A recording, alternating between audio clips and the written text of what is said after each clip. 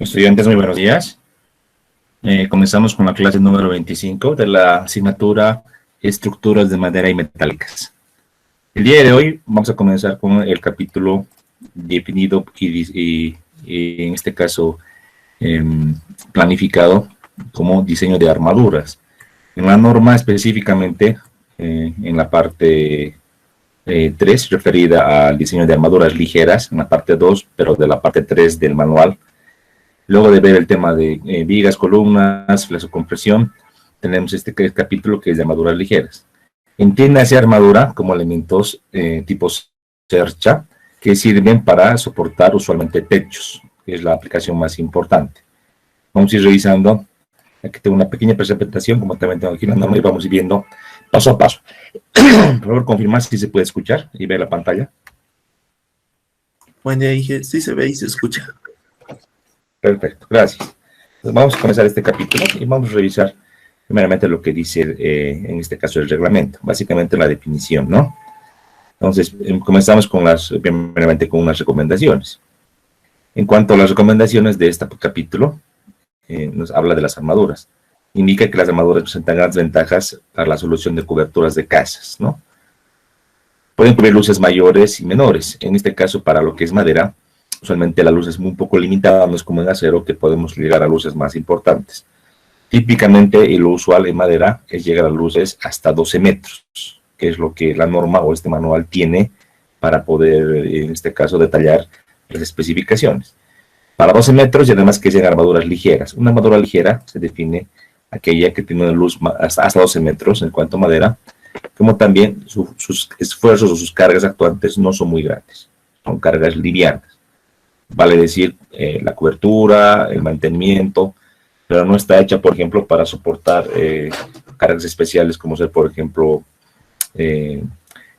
jardines en el techo, otro tipo de elementos. Ahí tenemos que cambiar de material o pensaría en acero y hormigón. En este caso, estas coberturas son las más difundidas en cuanto al tema de las cubiertas, y podemos ver aquí algunos ejemplos. Usualmente una cubierta de techo, una armadura, tiene esta configuración bastante básica. Tenemos lo que son, en este caso, el uso claro que vamos a cubrir. Usualmente decíamos, para lo que está en el manual, define una armadura ligera para un uso claro máximo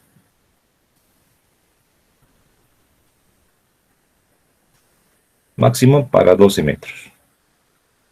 Sin embargo, luces mayores se pueden utilizar. Eso vamos también a especificar la norma, siempre y cuando tomamos en cuenta análisis un poquito más refinados y usemos madera más resistente. Solamente los claros 12 metros para cubiertas ligeras usamos madera del grupo C, por si acaso. Es la más liviana y la que más nos va a otorgar características para poder soportar una cubierta. Además que facilita la unión, por ejemplo, con clavos. Ya para armaduras más largas, la norma aconseja ya utilizar pues maderas del grupo A o grupo B. En las partes de la cobertura tenemos lo que es el uso claro, que va de extremo a extremo, entre apoyo y apoyo. Tenemos la configuración de la cercha misma, que esta configuración puede variar, no es la única configuración que tenemos. Las configuraciones van variando en función al tipo de recomendación estructural. La idea es colocar la menor cantidad de elementos internos para ser económico. Pero si es que tenemos bastantes secciones muy grandes o tenemos deformaciones importantes, habrá que nomás aumentar los elementos internos o aumentar su sección o tamaño. En esta configuración típica, podemos ver que tenemos, por ejemplo, las diagonales y tenemos los montantes. Diagonales, los elementos, como su nombre indica, diagonales internos de la cercha, y las montantes, los elementos verticales. Aquí solo tenemos una montante y dos diagonales, que pueden ser más, efectivamente sí, pueden ser más en una cercha. Tenemos también lo que son las cuerdas. Tenemos lo que es la cuerda superior, está por acá, dos caídas, dos elementos, y tenemos la cuerda inferior, toda esta cuerda continua. Entonces, cuerdas y tenemos las diagonales. Obviamente, de la literatura técnica van a ir revisando ustedes que el nombre un poquito va variando, va cambiando, ¿no? Pero para nosotros lo que dice la norma es justamente esta definición. Aparte de estos elementos, y si nos fijamos bien, esta cercha se va repitiendo, se va replicando, son armaduras planas. Aquí tenemos otra cercha plana. Aquí tenemos otra cercha plana. Y en función de la longitud total que queremos cubrir, vamos a tener más o menos cerchas idénticas. Entre cercha y cercha se toma en cuenta una separación, que en la literatura técnica se le llama crujía. Esa es la separación que existe entre cercha y cercha, entre armaduras tipo. La crujía o la separación va definida en función a algunas características. Las separaciones grandes pueden ser económicas porque vamos a ahorrar el número de armaduras, pero va a encarecer en el tema de las correas. Las correas van a ser más grandes y también la sección va a ser mucho más importante. Entonces, hay que hacer un equilibrio ahí entre la cantidad de cerchas, su separación y el dimensionamiento de las correas. Hay que buscar una relación. Hablamos de tamaños usuales menores a 0,6 metros o hasta 1 metro, máximo, 1,20 m, exagerando, porque tenemos ya ahí correas mucho más grandes y ya es prácticamente imposible tener separaciones más grandes. Buscar la elección de la separación ideal, repito, está en función del tipo de cobertura, las cargas y obviamente buscar lo más económico, que la teoría indica que es tener la menor cantidad de armaduras posibles. Luego de esta explicación tenemos también las correas. Las correas son los elementos que van a ir sobre las armaduras, sobre las cerchas, y van a recibir las cargas.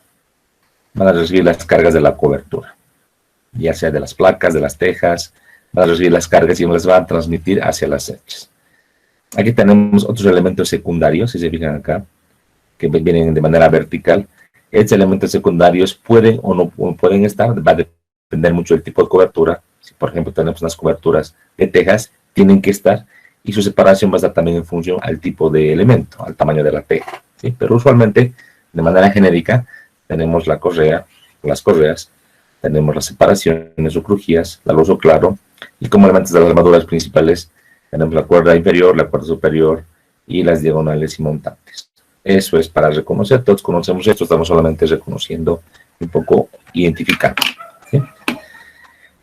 Adicionalmente, lo que podemos también hablar acá, aprovechando la imagen, tenemos pues una pendiente. Esta pendiente que está, que le voy a llamar P, que está en porcentaje, va a depender mucho del tipo de uso y el tema de la arquitectura. El arquitecto puede crear un techo bastante plano, bastante pendiente, la pendiente puede ir creciendo o decreciendo.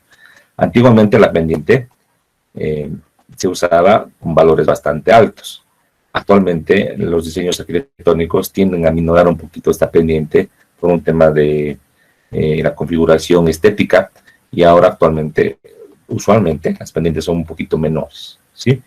Obviamente las pendientes también tienen que responder al tipo de cobertura y condiciones técnicas que la dan, y por ejemplo, si tenemos lugares con vientos fuertes, trataremos de que la pendiente no sea muy alta, y tener lugares con nieve, con granizo, tenemos que tener techos con pendiente alta. Eso para tomar en cuenta. Tenemos también el ángulo del techo, tita, y tenemos en este caso la luz o claro, y tenemos aquí la altura total, que sería la diferencia de alturas entre la cuerda inferior y la cumbrera que está en la parte superior. Esta es la altura H.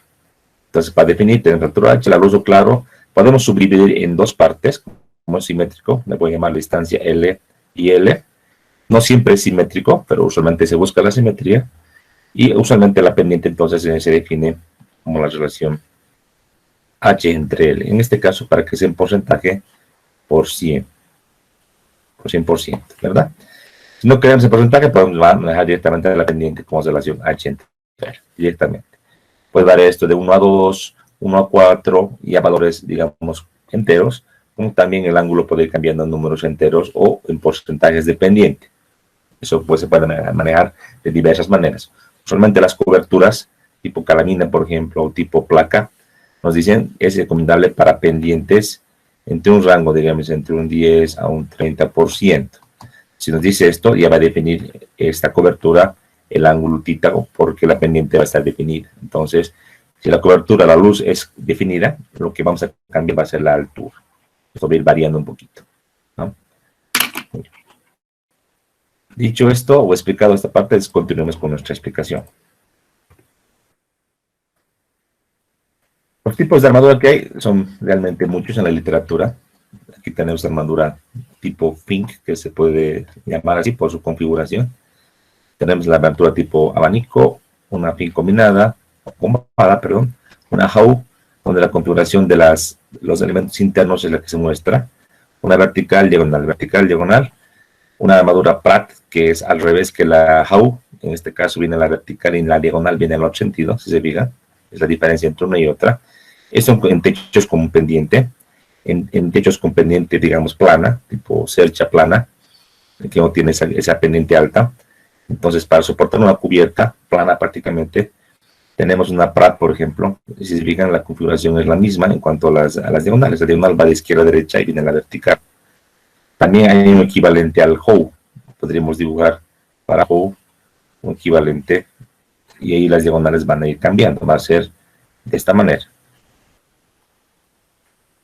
Entonces, tenemos que tomar en cuenta que la configuración interna de los elementos diagonales y montantes pueden ir cambiando y su uso, o sea, es decir, cuál es mejor uno que otro, va a depender del tipo de carga que queramos o que queramos soportar. Si la predominancia de las cargas son las gravitacionales, seguramente una de las armaduras será mejor. Si la preponderancia son, por ejemplo, la carga de viento en succión, puede ser que otra de las armaduras sea mejor. Eso tenemos que ir viendo con un análisis, pero eso ya vayan pensando y pregúntense, por ejemplo, las más comunes que son la Hogue y la Pratt, y hacen esta configuración, o en la de abajo, con ese tipo de armadura plana, sin pendiente o muy mínima. La pregunta es, ¿cuál utilizar? ¿Cuál será mejor? Si alguien tiene la respuesta, nos puede compartir, y si no, vayan pensando y lo vamos a ver más adelante. ¿Bien? Muy bien. No son las únicas configuraciones, hay muchas más, y va a depender mucho del diseño y de las cargas. La recomendación es la siguiente. Siempre buscar la menor cantidad de elementos. Si para una armadura con cargas pequeñas y con luz corta es suficiente una armadura como la que está acá, esta Fink, entonces nos quedamos con esta. No, ¿para qué vamos a ir con una armadura Howe o Pratt si es que es suficiente esta configuración? Mientras menos elementos tengamos, repito, es más económico el diseño y la estructura como tal. Ahora, esta de acá es la más común, corriente, es con diagonal y montante, que no está en esta tablita, pero es la más común. Podemos ir buscando diferentes tipos de soluciones. Esto de acá lo define el ingeniero, no lo define el arquitecto. Eso solamente te va a dar o la pendiente, el ancho cubrir, o a veces la altura. Entonces tú tienes que, en base a eso, tú colocar el tipo de cerca que más se acomode a la economía.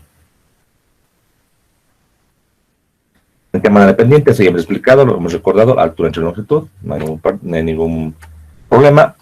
La literatura dice, en este caso, una recomendación, una pendiente económica está alrededor de 1 a 2. De 1 a 2. Si hablamos de un ángulo, ¿cuánto sería? Entonces, una pendiente económica, vamos de cuenta que es esta armadura que estoy dibujando, aquí isométrico, sería pendiente, dice, de 1 a 2. Entonces tendríamos la relación de esta manera. 1 a 2, ¿qué ángulo me define? ¿Qué ángulo tita me define? Entonces, decimos, entonces, tangente del ángulo es 1 a 2. Entonces, el ángulo tita, ¿a qué ángulo nos referimos? Lo calculemos, por favor. 30 grados. 30 grados. A ver, vamos a, por si acaso, revisar, ¿ya? No está de más. A cotangente de 0.5, de 1 a 2.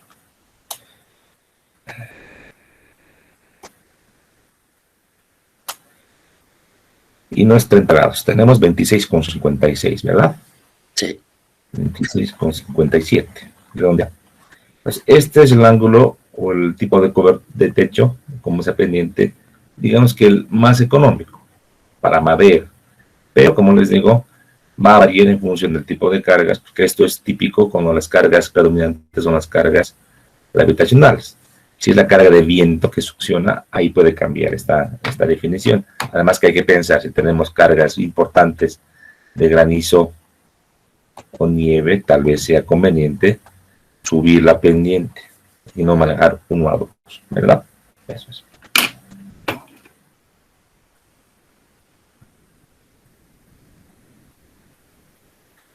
Aquí tenemos de la tabla, de la norma, voy a irme dando para poder explicar mejor. La norma, luego de las recomendaciones, un poco de la teoría, nos da un cuadrito y nos da una ayuda de diseño. La tabla que está acá nos muestra tipos de cerchas, desde la más básica, y les mostraba esta, ¿se acuerdan? Esta de acá era la que les mostraba en la imagen inicial. Acá, Esta que les mostraba es justamente esta, la segunda. Y se va complicando, se va mejorando el sistema con más elementos, fíjense. Fíjense cómo se va mejorando. Y todo está en función de la configuración. Entonces, ya por experiencia, para cargas normales, la norma nos dice luces apropiadas y una relación H entre L, apropiado para obviamente el tipo de estructura. Y nos fijamos acá en H entre L al tipo de cobertura, por si acaso. Nos referimos para que la armadura, o sea, los elementos de madera, sean ciertamente económicos. Entonces, si tengo una luz que cubre de 4 a 9, entonces la relación aconsejada es de 1 a 3 y 2 a 3. Hagamos un ejemplo. Voy a tomar en cuenta que este valor de L, para esta parte, para que no se nos pierda, eso es. Pongamos que el valor de L, en este ejemplo, sean pues unos 3 metros. Tenemos 3 metros, entonces total aquí tendríamos ¿cuánto? Tendríamos 6 metros. Y la altura H, ¿cuánto sería según esta recomendación? Déjenme borrar esta parte que no lo hemos borrado.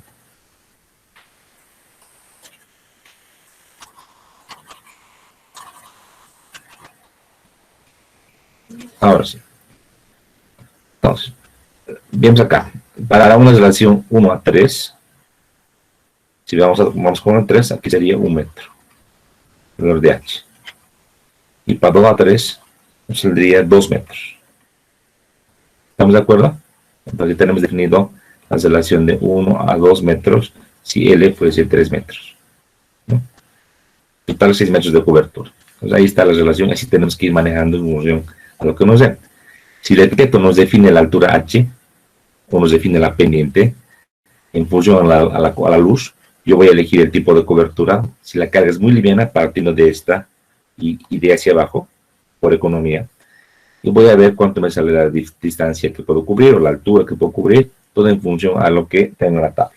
Son recomendaciones, no es algo cerrado, pero sería bueno que lo hagamos caso porque esto viene de la experiencia de las cosas que estoy hablando, como también de bibliografía. Nos vale la pena que podamos seguir estas recomendaciones. ¿Bien? Muy bien. ¿Qué más nos dice la norma respecto a este detalle de las tablas y el cálculo que vamos a ir haciendo? Fíjense que eso sigue. Aquí tenemos, por ejemplo, para luces solamente con una pendiente. Esto diente de sierra tiene esta configuración, fíjense, y va cambiando. Inclusive tenemos una relación de un techo con dos elementos inclinados y un elemento central también. Tenemos acá esto. Ahora, en cuanto a los espaciamientos, aquí dice la norma, un espaciamiento económico se define, dice, usted depende del costo relativo de las armaduras, correas y cobertura. Todo esto en función de los tres elementos. Es conveniente usar el mayor espaciamiento entre las armaduras, porque resulta, por lo general, dice, lo más económico. O sea, la crujía que les mostraba acá es lo más conveniente que sea lo más espaciado posible, lo más grande posible. Eso se debe, dice, a que vamos a economizar. Vamos a tener menos armaduras, una luz a cubrir. Sin embargo, este espaciamiento tenemos que compararlo con las correas y con la cobertura. Si la cobertura no nos permite una separación tan grande o las correas van a salir demasiado grandes, entonces tenemos que limitar a eso. Es un jueguito entre lo que es separación, correa, y hay que seguir haciendo cálculos y diseños para encontrar la parte más aconsejable. En cuanto a la configuración interna de las cerchas, aquí un poquito más grande, vayamos viendo lo que dice nuestra norma. Entonces, la configuración interna define prácticamente el tipo de cobertura. Por ejemplo, decimos hay un Pratt, hay un Howe, hay un Warren, por ejemplo, son las clásicas tipos de configuraciones internas en una cercha. Entonces, ¿cómo configurar esto? ¿Cuál elegir? Decíamos, el que tenga menor número de elementos es el más económico, usualmente. Además, hay que ver en este caso los nudos. Los nudos deben reducirse a lo mínimo debido al alto costo de la mano de obra, como también el tema de la fabricación. Entonces, de lógica, menor número de nudos va con menor número de elementos. Entonces, aquí tenemos que tomar en cuenta menor cantidad de nudos, obviamente está vinculado con el menor número de miembros. Si tengo varios miembros, tendré más nudos. Pues aquí esto es lo más económico. Ahora, ya desde el punto de vista estructural, ¿qué más se debe considerar? Aquí vamos a ir marcando. Número 1 dice que la esbeltez de los elementos de incompresión, usualmente son las cuerdas superiores, usualmente, diagonales o montantes, no debe ser excesiva. Tenemos que limitar esto. Porque sabemos muy bien que los elementos en compresión son los más críticos. Y si tienen una esbeltez alta, van a salir secciones bastante grandes. Entonces, esto tenemos que tomar en cuenta. Una esbeltez muy grande reduce la capacidad, decimos. Por tanto, te va a dar una sección muy grande. Eso hay que limitar. Entonces, tenemos una esbeltez muy grande de un elemento, tenemos que aumentar un elemento diagonal o una configuración distinta. Eso es para que se entienda.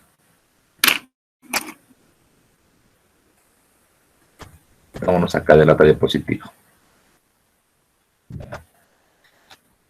Si, por ejemplo, yo al diseñar esta cercha, está acá, voy a abrir otro elemento, siénteme un segundito. Si yo, por ejemplo, al diseñar esta barra, esta armadura, voy a dimensionar esta cuerda superior a compresión. La estoy marcando así, toda la cuerda superior. Y al hacer el diseño, encuentro que su esbeltez lambda en compresión es grande, digamos, por ejemplo, una esbeltez de 40 a 50, que el límite era 50, ¿se acuerdan? En compresión. Yo ya sé que la capacidad, esto va a hacer que la capacidad inadmisible para columna larga sea muy pequeña. Entonces, si tengo esto, yo tengo que reducir de alguna manera el pandeo. Y para bajarle el tema de la lambda, ya nos acordamos que la relación, decíamos, longitud efectiva entre la distancia d. Entonces, para poder yo bajarle la esbeltez, tengo dos posibilidades. O subo la distancia d o bajo la longitud efectiva. Entonces, subir la distancia o subir la sección de la escuadrilla de mi elemento a veces no es posible. Va a ser muy antieconómico. Entonces, mejor que subirle la escuadrilla, mejor es bajar la longitud efectiva. ¿Cómo puedo bajar? Al ir de acá a acá, por ejemplo, al migrar de este diseño o sistema que estoy planteando a este otro. Y se dan cuenta, aquí tenía este elemento que está por acá, con rojito. Ahora tengo otro elemento intermedio que viene por este lado y por este lado. ¿Qué es lo que va a hacer? Que las luces de pandeo de mi elemento de la cuarta superior decremente. Haciendo un ejemplo, en el primer caso, el pandeo se puede dar en el plano, de esta manera. Por tanto, la luz de pandeo en el plano será este, por ejemplo. Y para el elemento de arriba, este otro. Ahora, para el elemento de la derecha, ya con esa configuración distinta, la luz de pandeo es la que estoy dibujando. Entonces, aquí va a cambiar. La luz de pandeo van a ser 3. Esta luz de pandeo, luz efectiva, digamos 2, comparando a la luz efectiva 1, que puede ser esta, por ejemplo. Decimos la luz efectiva 2 es mucho menor a la luz efectiva 1. Por tanto, entonces, de aquí consecuencia, la esbeltez 2 es menor que la esbeltez 1 para una misma escuadrilla. Obviamente, con esto, el inadmisible en compresión va a ser más grande el inadmisible de la alternativa 1. Entonces, estructuralmente ahí estamos eligiendo, si bien hay tablas que nos dicen para tales luces es aconsejable tales pendientes, tenemos que ver también esto. O sea, no necesariamente eso me va a limitar. En función de las cargas, yo tengo que ir revisando y si es suficiente, que para uno es el test, digamos, de 40 a 50, miren, decide que es pequeñito, es suficiente para soportar una carga actuante, que no es muy pesada, en un ejemplo, una carga liviana, podría aceptar. Cash contract, migrar de configuración más que de migrar a sección de escuadrilla. Eso tienen que entender. ¿Sí? Se pueden hacer varias pruebas con distintos tipos de configuración de cerchas y al diseñar, elegir al final la que te dé el elemento o la armadura más económica o con elementos más pequeños o más de dimensiones más livianas. Se refiere básicamente a eso. Muy bien.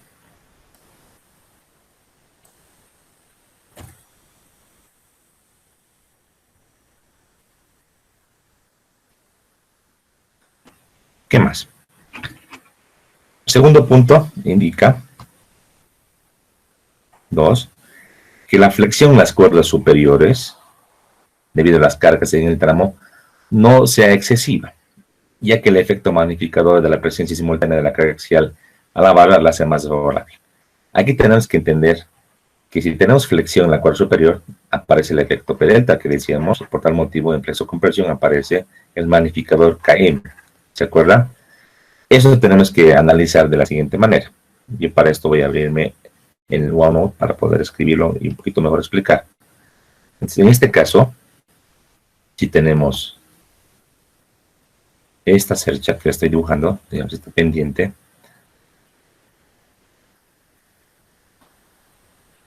hablemos de un diente de sierra si quieren, para que no dibujarlo en ambos lados. En esta configuración, supongamos de esta manera. Ahí y aquí. En este caso, las correas, lo óptimo es que se ubiquen simplemente en los nudos. Eso es lo óptimo. Lo que uno quiere, lo que uno desea.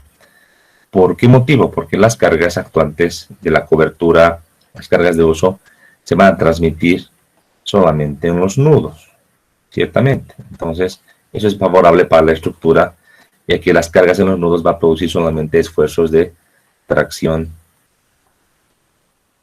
y compresión, como todos conocemos. Una cercha simple, como la que ustedes han llevado en isostáticas. Pero si además, por el requerimiento de la cobertura, por las dimensiones, requerimos correas intermedias, pues aquí, infelizmente, estas cargas actuantes en el tramo, en la cuerda superior, como aquí se muestra, van a generar este efecto de flexión. Entonces, para este caso tenemos en la cuerda superior, digamos, una flexocompresión.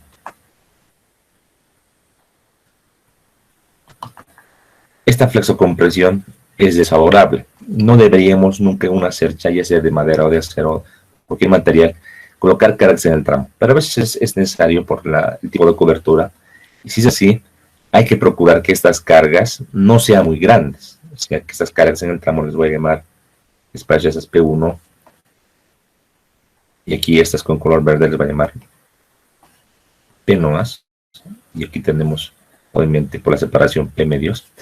Entonces tendríamos que evitar, en lo posible, o evitar que sean muy grandes. Aquí vamos a decir, tenemos este caso, evite o tenga que P1 sea pues pequeño, no sea muy grande. Caso contrario, en la flexocompresión nos va a dar secciones en la cuerda superior muy grandes. Se refiere a eso.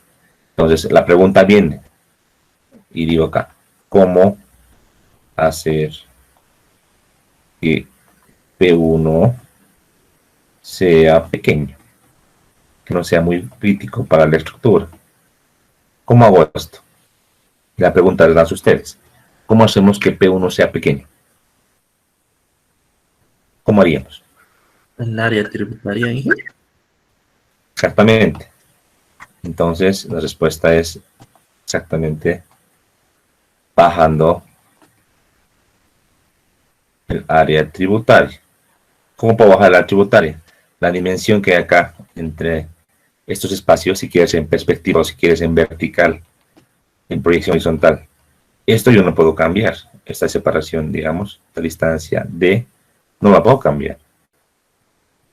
Es que cambiaría la separación, la crujía. Entonces, bajando la distancia llamada crujía, ¿se acuerdan? Que le vamos a llamar S. Entonces hay que buscar S pequeñitos. Tengo este caso, pues S en la separación entre elemento y elemento, y ahí vámonos a esta vista que es un poquito más explicativa. Entonces, yo debería bajar este valor de la crujía a valores entre 0,5 metros, 0,4 metros, 0,6 metros, para tener la flexión en la cuerda superior con valores más pequeños. Aquí se puede ver, ¿no? Fíjense. Y claramente se puede ver. Aquí tenemos este nudito, está cayendo no en el nudo, sino en el tramo de la cuerda superior. Aquí también este nudo esta correa, fíjense cómo caen cargas intermedias. Eso se da porque la cobertura que se va a colocar aquí, si uso seguro que es teja, para la teja no hay otra manera que poner separaciones pequeñitas. Entonces, ante este escenario, primeramente yo critico una cosa.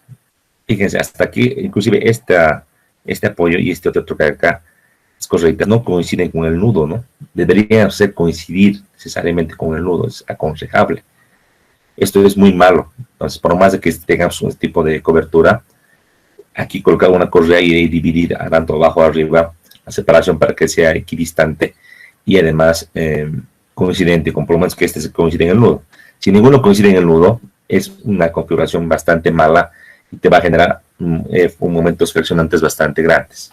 No es conveniente, pero a veces será el caso. La única manera es bajarle la crujía, no tenemos de otra. Eso como dato.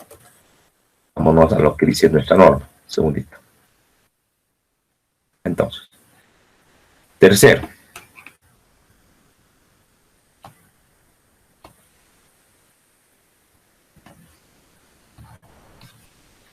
Que el ángulo interno entre cuerdas, el ángulo tita que decíamos, y entre estas y las diagonales no sea muy pequeño. O sea, hay que evitar que los ángulos sean agudos. Esto resulta fuerzas muy grandes en las respectivas barras y requiere, por tanto, uniones muy reforzadas, muchos elementos. Entonces, si yo tengo, por ejemplo, una cercha, este caso, de muchas barritas y ángulos muy cerraditos, comparado con otra cercha que tenga mayor pendiente, diremos. Aquí tengo un ángulo más generoso que el que está aquí. Por ejemplo, tita 1, 2 es mayor tita 1. Obviamente tita 2 y mayor tita 1 va a generar que este nudo tenga menores esfuerzos. Es muy cerrado, va a haber mayores esfuerzos. Por tanto, mayor cantidad de clavos o pernos que tengo que utilizar en la unión. Entonces, eso es una recomendación crítica, recomendación de diseño.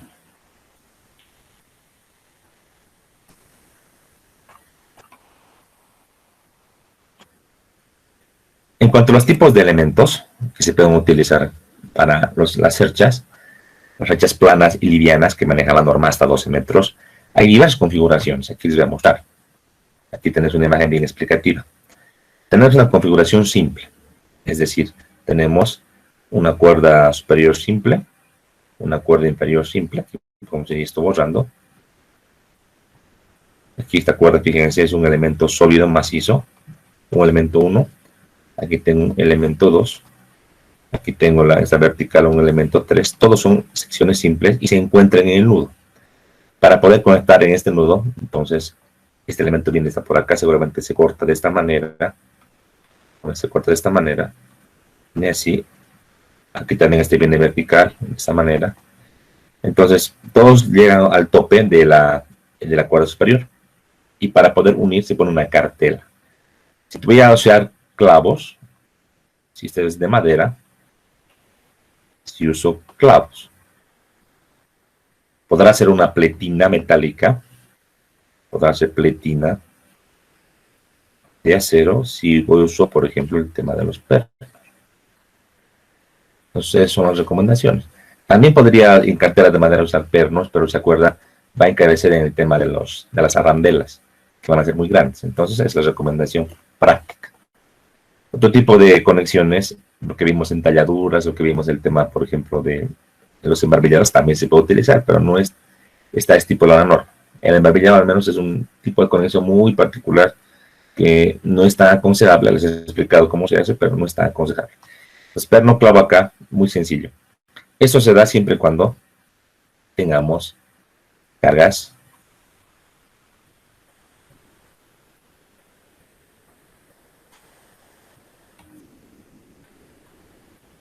ligeras. Para cargas ligeras, esto funciona muy bien. Si las cargas son más grandes, ya las escuadrillas mismas a veces no aguantan las cargas, no son suficientes. Tenemos que cambiar de configuración. Cambiar de configuración implica, por ejemplo, usar elementos dobles.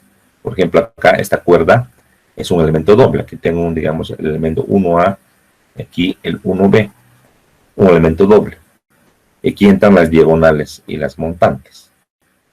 Entonces, si comparamos, hay diferencia, ¿verdad? Aquí la diagonal se divide en dos partes. Y puede ser que por el requerimiento de tamaño requiera una sección más grande, que no tenga una norma, la puedo colocar entonces como doble. O tal vez que también tenga la sección que cumple, o sea, esta configuración podría cumplir, pero por ahorrarme lo que sería esta cartela, y lo que puedo hacer es dividir ya sea la cuerda o las diagonales, y aquí colocar la conexión. Aquí puedo colocar, por ejemplo, lo que serían los clavos, ahí podría colocar, o lo que serían los pernos, ¿verdad? ¿Se dan cuenta? Entonces, es otra manera de hacer. Uno tiene que evaluar qué configuración es la que más le conviene. Obviamente en el tema estructural hay diferencia, no solamente en el tema del número de clavos, o el uso o no uso de las cartatelas o de las pletinas. En este caso, por ejemplo, el pandeo transversal va a ser menos crítico debido a que estos dos elementos separados, con una separación que está acá, una separación que le voy a llamar S minúscula, va a hacer que tenga una mayor radio de giro de manera transversal. ¿Se dan cuenta? Entonces, ciertamente tiene ventajas esta configuración de la derecha. Por otra parte, también tenemos otro tipo de configuraciones. No solamente la cuerda la puedo dividir, también podría dividir lo que son pues las diagonales. Fíjense acá, dividimos las diagonales y no la cuerda. Entonces, entre este caso y el de arriba hay una diferencia, pero en ambos casos estoy evitando o eliminando lo que serían las cartelas. En el nudo de arriba, en el nudo A, que era un encuentro de elemento horizontal, vertical y diagonal, en este nudo las cartelas estaban por afuera. Tengo el caso de abajo, fíjense, donde voy a dividir tanto el montante, tanto la diagonal y tanto la cuerda. Los tres son elementos dobles, fíjense. Ahí no me queda de otra, porque no hay traslape, de colocar una cartela, digamos, en el medio, una cartela en el medio de madera, que va a ser la suerte de unir este nudo, para que esto funcione. ¿Se dan cuenta? Es otra manera también de conectar esto. Conectar este tipo de nudo. Y son solamente 4 ejemplitos. Hay muchos más que pueden haber y todo va a depender del criterio y del diseñador. ¿Se dan cuenta? Entonces, todos se pueden materializar, todos se pueden calcular. En cualquier tipo de search uno tiene que elegir. ¿Qué decía la norma de su recomendación? Preferentemente usar la menor cantidad de elementos, que el ángulo no sea muy agudo. Y si vamos al tema estructural, si las cargas son muy grandes, ya clavos no funcionan. Te van a dar un número de clavos muy grande. A entender el tema de los pernos. Si es perno, usamos pletina metálica. Aquí también. Aquí si tenemos cargas importantes, no entran los clavos, meteremos los pernos, siempre y cuidando de que las separaciones mínimas, en tanto sentido paralelo a la fibra y perpendicular, se cumplan. ¿Se dan cuenta? Entonces, son tipos de uniones que se pueden dar. Hay muchas más, pero eso, digamos, viene como recomendación para cerchas planas.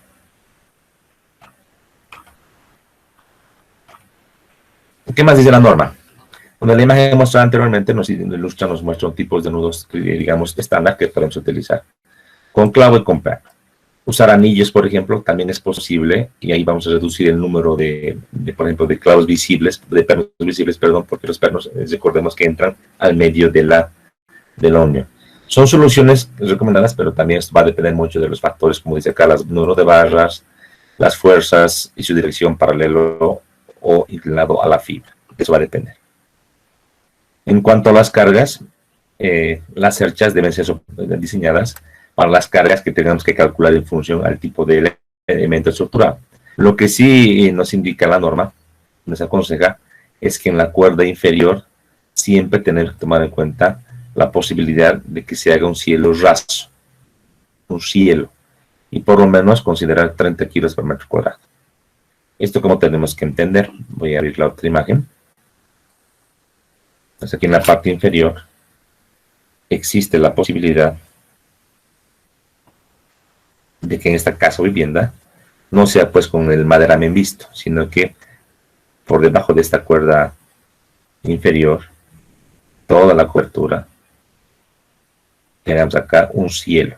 Toda esta parte inferior le pongo un cielo. El cielo con el afán de que se tape y no sea visible en la cubierta. Este cielo usualmente y clásicamente ha sido siempre de yeso, ¿sí? Cielo de yeso.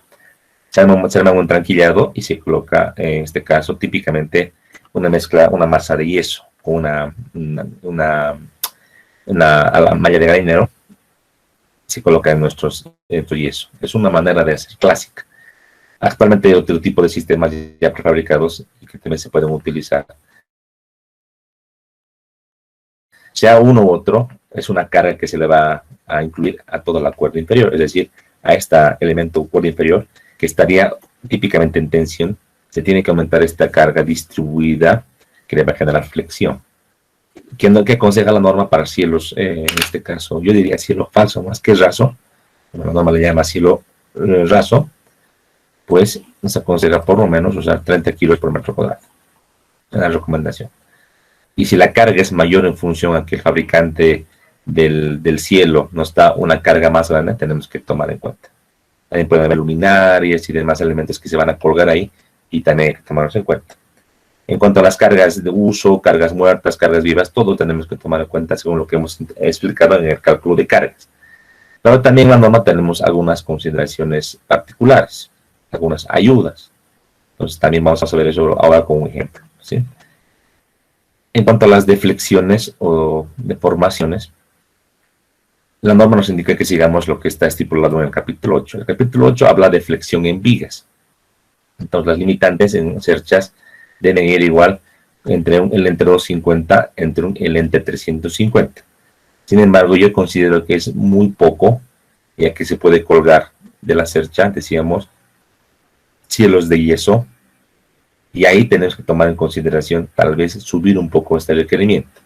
Yo como recomendación, y eso valga la pena desde el tema de experiencia, para no tener problemas, limítese para la combinación. Por ejemplo, carga muerta más carga arriba del techo. Para esta combinación de carga, limítese a un L entre 400. Esto es lo que yo les recomiendo, aconsejo, para evitar problemas en cuanto a los elementos frágiles, ya sea cielos de yeso, elementos de yeso que puedan adherirse a la armadura. Es más, esto de las deflexiones es bastante crítico porque aquí en la norma nos indica, usted calcule las deflexiones en función a los métodos habituales, métodos tradicionales, de la buena práctica. Pero estos métodos suponen algunas hipótesis. Las hipótesis que suponen son, por ejemplo, que las secciones son perfectamente bien hechas, son, digamos, regulares, son elementos totalmente rectos, no tienen ningún problema, ninguna deficiencia, no tienen o no existen deficiencias, son homogéneos. Y sabemos que en madera, las caras, por ejemplo, no van a ser perfectamente regulares, va a haber alguna diferencia. El tema de la fibra no necesariamente va a ser totalmente paralelo, puede venir con una inclinación cortita, pero puede haber elementos rectos, digamos un elemento, una barra que te mida unos 5 metros, va a ser perfectamente recto, no necesariamente, puede tener una deficiencia, al ser secado se puede un poco torcer y demás. Que tenga, por ejemplo, nudos, que tenga algunas fisuritas, es normal. Entonces, estas hipótesis, aquí hay que pensar, se cumplen perfectamente para lo que es la madera y no se cumplen. Aparte que en el tema de las uniones hay que tomar en cuenta lo siguiente. Tanto el clavo, por ejemplo, y el perno son conectores que tienen cierta rigidez. Hemos dicho, el clavo tiene mayor rigidez que el perno, porque el clavo entra en la conexión martillando y el espacio entre el cuerpo del clavo y las maderas está ciertamente definido. No es perfectamente rígido como una cola, por ejemplo, pero le adopta de cierta rigidez. El perno no, el perno al poder perforar la madera tenemos que darle una holgura, entonces es una unión un poquito más flexible, tiene menos rigidez. En la teoría de cerchas, la teoría clásica, dice la norma, tú consideras que, por ejemplo, en una cercha como esta, todos los nudos van a ser articulados. Consideras que todo es una articulación. Y eso no es cierto. Los clavos tienen cierta rigidez, también los pernos. No es un pasador libre. Sin embargo, esto nos dice la norma para hacer un cálculo manual, para que nos facilite. Ya sabemos que perno y clavo no tienen esta digamos, perfección de nudo totalmente libre. Además, existen deflexiones a largo plazo por cambio de humedad. Cambia la humedad, entonces la armadura puede contraerse, los elementos, y va a haber una deflexión. Por ejemplo, en el hueco que decíamos del perno, que teníamos una holgura, el tamaño del hueco va a cambiar. Por tanto, la armadura se va a reacomodar, se va a deflectar. Entonces, esto es crítico, sobre todo para conexiones con pernos, más que para clavos. Y va a hacer que la deflexión que yo calcule habitualmente con un calculito elástico no sea realista. Entonces, todo esto que estoy explicando hace que yo les recomiende por lo menos el entre 400. De ahí sale este criterio. No está en la norma esa parte, efectivamente, pero por mi experiencia les digo, no nos arriesguemos, por lo menos el de 400. ¿Cuál sería el riesgo de que le usemos un L entre 300, como dice la norma? Pues que nuestra cerchita, que planificamos, por ejemplo, que según un cálculo elástico se deforme de esta manera, se desplace así, digamos, un poco exagerado, máximo aquí en la parte media, que es la parte más crítica, que se deflecte, por ejemplo, 1 centímetro, puede ser que esto no ocurra por esos fenómenos y de aquí a un tiempo pasen los 2 centímetros. Esto va a afectar a qué? Al yeso, a todos los elementos que están adosados, y cuando el propietario de una vivienda, de una casa, ve fisuras en el revoque, se preocupa. Y va a decir que está mal hecho el cálculo, que lo han construido mal, le va a generar un estrés tanto al propietario de la vivienda que no va a querer vivir en su casa, como que también un lío que te puede generar a ti como diseñador o al constructor. Entonces, ¿para qué arriesgar? O sea, una deflexión, un límite más grande, un número más grande, obviamente va a conllevar a que requieras, en vez de una sección chiquita, una sección un poquito más grande, que tenga mayor inercia. Esto involucra, obviamente, un costo un poquito mayor. Sin embargo, el propietario de la vivienda no te está diciendo pues que solo hagas al precio más barato para que parezcan fisuras. Él lo que quiere es que tú se lo diseñes y se construya de una manera correcta y que en los 50 años de su casa no tenga problemas. Eso es lo que quiere. No quiere que lo hagas para que aparezcan deficiencias o patologías. Por este motivo, consejo mío, entre 400. Cuando es importante arriba, hasta incluso entre 500. Y con eso estamos tranquilos y sabemos que no va a pasar nada en cuanto a las deflexiones. Esto es crítico y recomiendo que se use.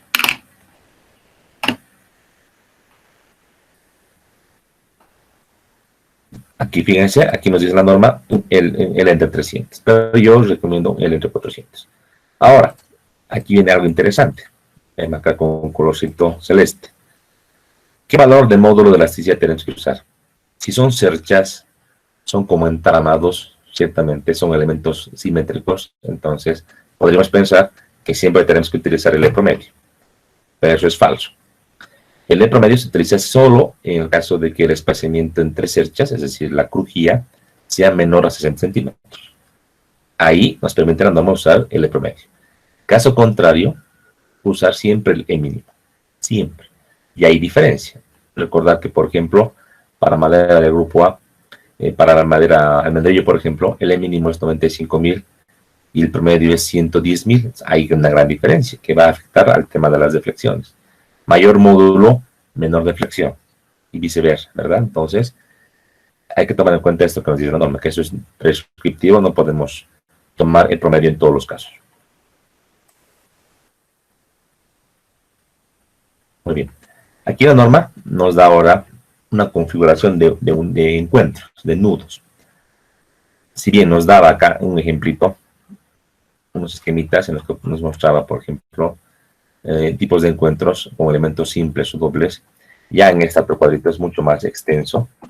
Aquí nos dice, por ejemplo, para uniones clavadas o para uniones empernadas, con o sin refuerzo exterior, nos indica las posibilidades, por ejemplo acá, unión tipo 1 en el extremo de una cercha, unión tipo 2 en la parte media o en la parte inclinada de la diagonal montante,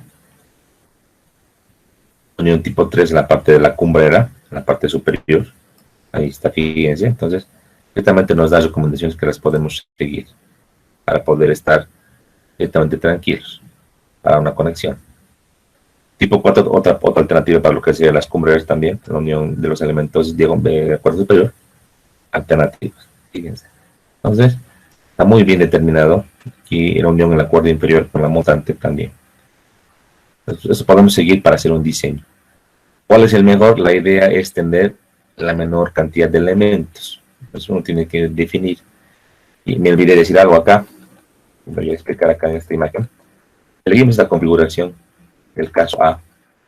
Obviamente, todos los elementos deben tener el mismo ancho. Vale decir que este ancho B debe ser igual que este ancho B y debe ser igual que este ancho B. No puede variar el ancho para que todos se encuentren y la cartela esté pues perfectamente plana. No puedo usar aquí una B, digamos, de 4 centímetros y 6.5. No se puede. Todo, es que la limitante que todo es simétrico. Acá no. Acá este ancho B debe ser igual, porque este de acá nomás, aquí puede cambiar. Aquí puede ser diferente porque estamos dividiendo. Aquí puede ser un B1 y aquí un B1 usualmente. ¿Se dan cuenta? Entonces también esto te va a orientar en el diseño. ¿Quieres hacer este tipo de conexión? Fantástico. Y tienes que tener el mismo ancho en cuanto a los elementos.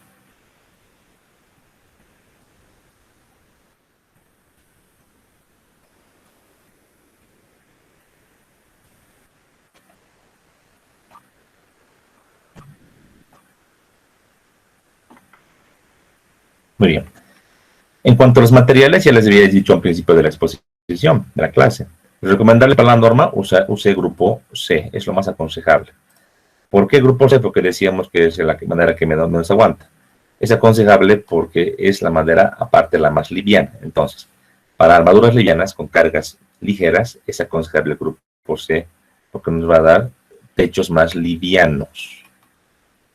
Ejemplo, una madera de grupo C puede pesar 300, 350 kilos por metro cúbico. Una grupo A puede pesar casi 1000 kilos por metro cúbico, que es el triple. Entonces, ahí está la diferencia entre usar o no usar grupo C. Además, grupo C permite clavar, una gran ventaja. Es más liviana para el montaje, como aquí indica. Para cargas importantes podríamos subir, en este caso, grupo A o B para, por ejemplo, empernados. Dimensiones mínimas, eso también es prescriptivo, importantísimo. Y la pregunta viene, ¿de todas las escuadrillas de la norma, cualquiera puede utilizar? No. Por recomendación de la norma, las secciones no deben ser menores de 6.5 en altura y 4 en ancho, es decir, la escuadrilla más pequeñita que yo no puedo utilizar para las cerchas es de 4 por 6.5. Si hacemos recuerdo, este 4 son 2 pulgadas, sección comercial, esto es 3 pulgadas, o sea, el mínimo es 2 por 3, no hay menos que 2 por 3 para lo que serían las cerchas. A menos que se usen cuerdas de elementos múltiples. Si voy a usar elementos múltiples, o sea, dividiendo en dos partes, sí puedo utilizar menores anchos. Menores anchos. Que puedo dividir. Digamos que yo quiero tener un 4 por 6.5, pero quiero separarlo. Podría usar dos elementos de 2 por 6.5. Son recomendaciones de la norma. Ahora, aquí hablando de la recomendación de las cartelas, con las cartelas con chapas, que digamos importante para nosotros, porque las cartelas pueden ser de madera maciza. Si son contrachapadas, dice mínimo 10 milímetros de espesor. Son solamente recomendaciones. ¿Sí?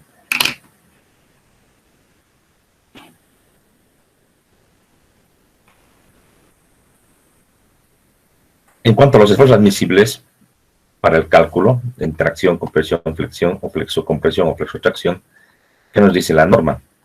Pues nos dice lo siguiente. En la primera instancia dice, si el desplazamiento, dice, de armaduras es 60 o menos, o sea, la crujía es pequeñita, los esfuerzos admisibles pueden ser incrementados en un 10%. Ejemplo, si tengo mi cercha 1, aquí mi cercha 2, aquí mi cercha 3, esta separación decíamos S que es simétrica, digamos que sea 50 centímetros, entonces, por ejemplo, el FC para leer las fibras, la tomo de las tablas de la norma para el grupo respectivo, multiplico por 1.10. Se puede. El FM, que es inflexión, igual el FM de tabla, y podemos multiplicar por 1.10. Y así sucesivamente en función a esta recomendación. Asimismo, si es de 50, decíamos, aquí usamos el E promedio. Entonces, si es mayor que 60, usamos el E mínimo y los Fs, tal como vienen las tablas, no los puedo aumentar en cuanto a su capacidad. Entonces, ahí ven ustedes la ventaja de esas separaciones pequeñas. ¿Cuál es la desventaja? Que salen muchas cerchas. Es un poco antieconómico. Más cerchas, más antieconómico.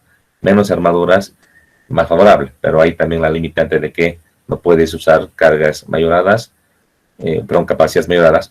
No puedes utilizar el módulo promedio y además las correas salen muy grandes. Entonces es un jueguito que hay que ir viendo, haciendo el diseño y haciendo las pruebas para ver qué es lo más conveniente.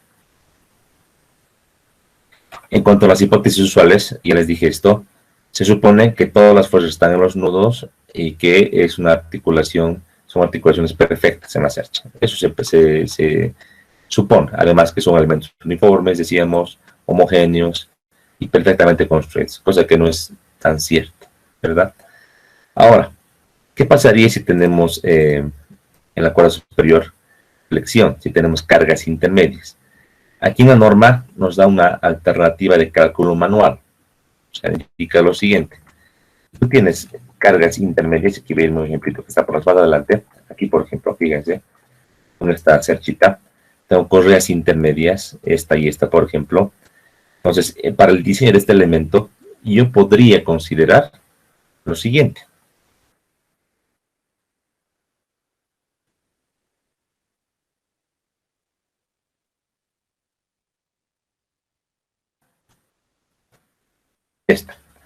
Podría considerar este detalle. Por más que son cargas puntuales, podría, por facilidad, tomar una carga distribuida.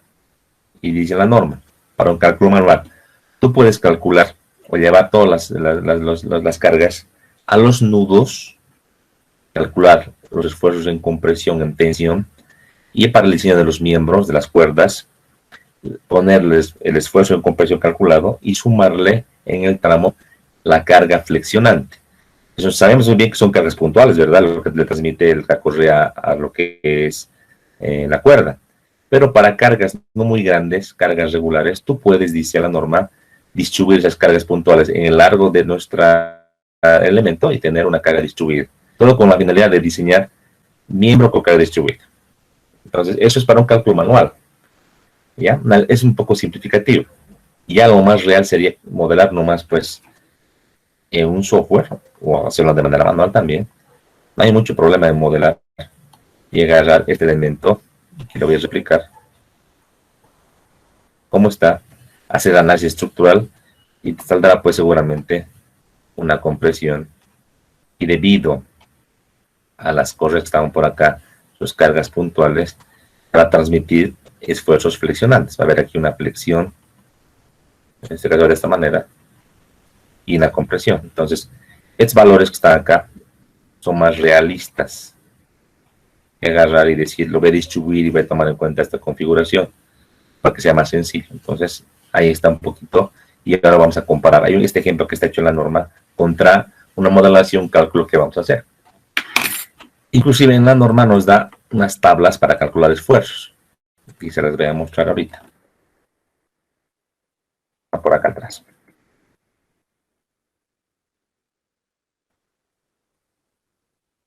Aquí.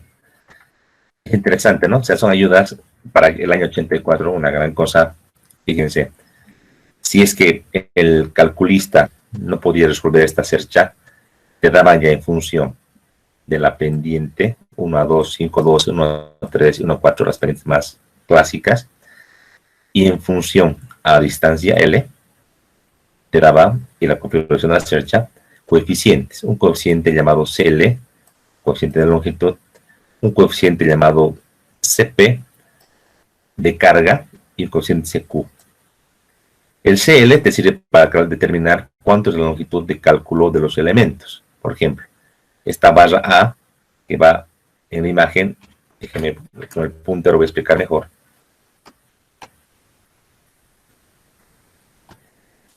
el elemento A, que está por acá, fíjense, va de este punto a este punto. Para su luz de cálculo de la barra A diagonal, entonces vienes acá, factor de longitud, y vienes acá, que para una pendiente 1 a 2, el factor es 0.559. Ese factor se le multiplica 0.559 a la longitud L. Y tú tomas en cuenta, obtienes cuánto vale esta longitud A. Por ejemplo, si L vale 4 metros, entonces tú multiplicas para una pendiente 1 a 2, tú sabes que para 1 a 2, eso debería ser 2 metros, y tienes que el valor de A, que es 4 por 0.559. Ahora, en tema de esfuerzos, para la carga P superior, en el elemento A tienes un valor de 1.12. Entonces, en este elemento A, por la carga P, tienes un esfuerzo de 1.12 veces P. Si P vale 500 kilos, por 1.12 tienes cuánto es esfuerzo en esta barra, en la barra A. Y tienes el esfuerzo a compresión, y con eso tú diseñas. Para la carga Q, que puede haber una carga Q inferior aquí en la parte de la cuerda inferior. Por ejemplo, decíamos una carga colgada por un tema, digamos, de una luminaria o algo así. Pues para Q, igual tienes en el elemento A, le produce un valor de 1.12. Positivo, por si acaso, es el tema de compresión, negativo en tensión para esas tablas. Y así para cada configuración. Es interesante. Pues con esto puedes sacar aproximadamente cuánto es el esfuerzo, bueno, para cálculo ya de las barras en cualquier configuración dada acá. Esta es la más básica, que no es tan usual. Esta es más clásica y más útil en viviendas, esta de acá. Tenemos otras también con más elementos. Aquí nos fijamos. Pues yo considero que esta configuración o las tablas mostradas acá son de ayuda, pues te van a servir para encontrar, pero no es algo, supongamos, inalcanzable y que podamos hacer un cálculo bastante sencillo a mano, como también en un software, ¿no? Entonces, alternativas son para el diseño, ¿ya? Pues eso explica acá justo en esta parte.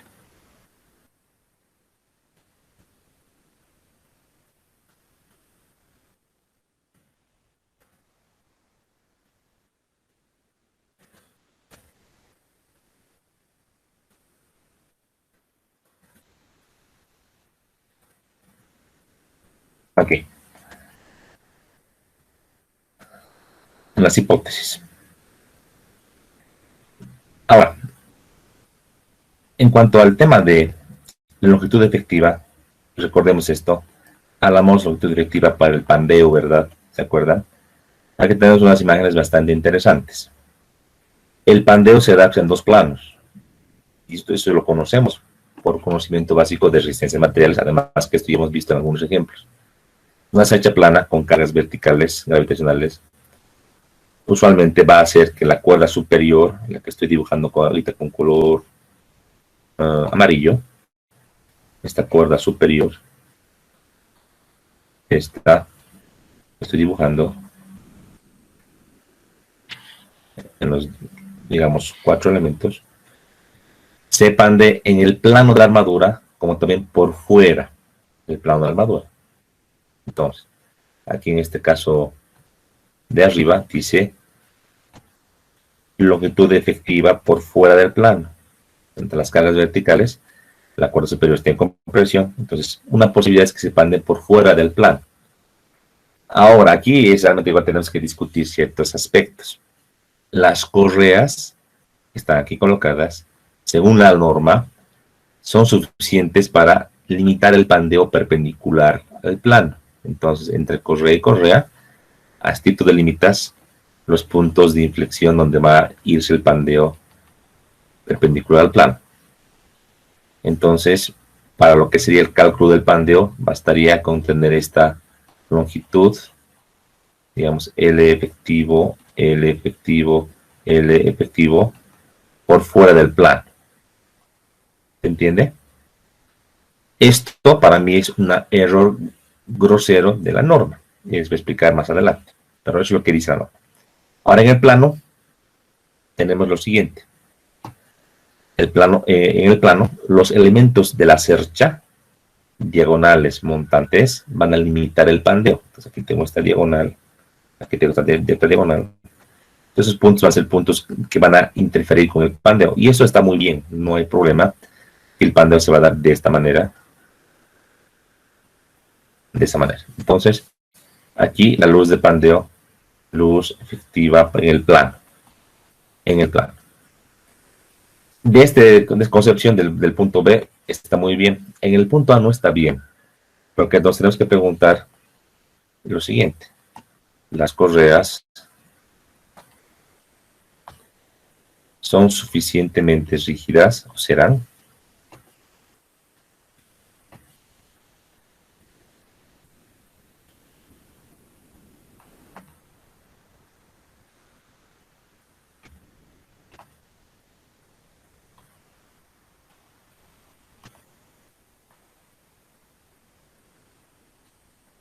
Entonces, ¿las correas serán suficientemente rígidas para evitar el pandeo? Mira la pregunta.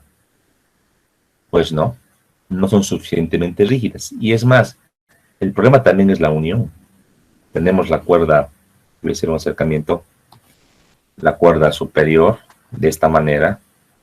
Y aquí está la correíta, voy a hacer con otro color. La correíta que se coloca de esta manera.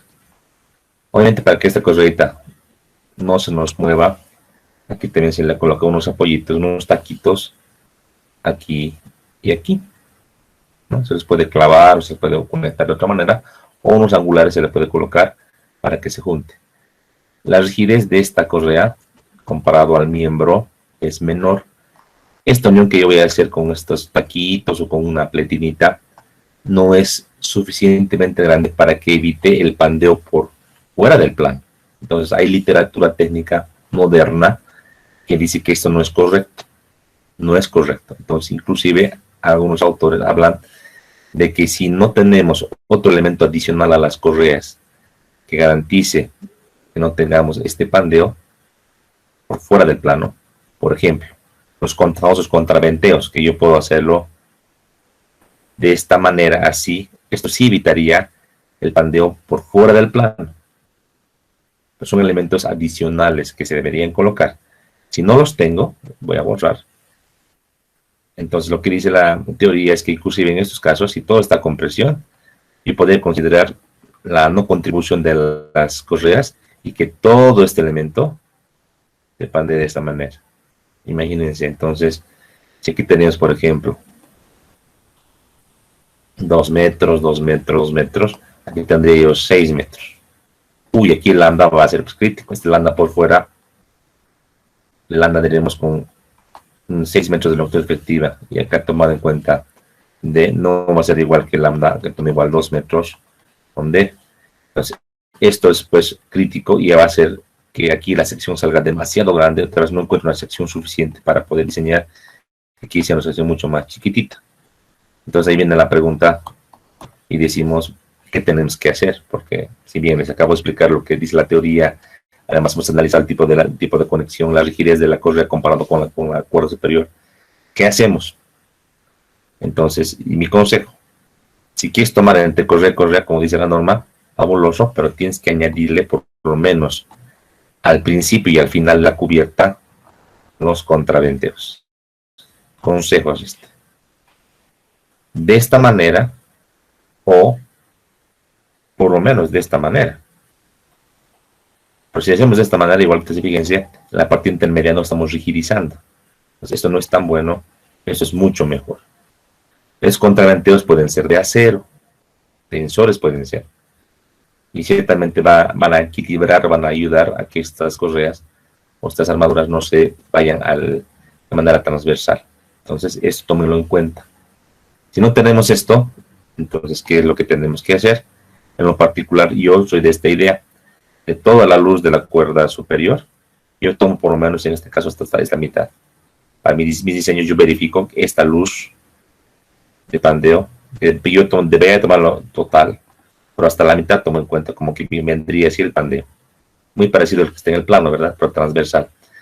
Y tomaré en cuenta esta longitud más grande, o por lo menos verificaría esta longitud, para que mis miembros sean estables. Caso contrario a esto sería Yo diseño unas correas bastante grandes. Me volveré a dibujar. Otra vez aquí los elementos de las cuerdas. Y ahora sí mis correitas no tan pequeñas, unas correas ya bastante interesantes, parecidas en escuadrilla a las cuerdas, y que además su unión sea pues hecha de una mejor manera. Entonces tal vez un buen angularcito, una buena pletinita o buen herraje con su conector bien ejecutado, y también bien ejecutado.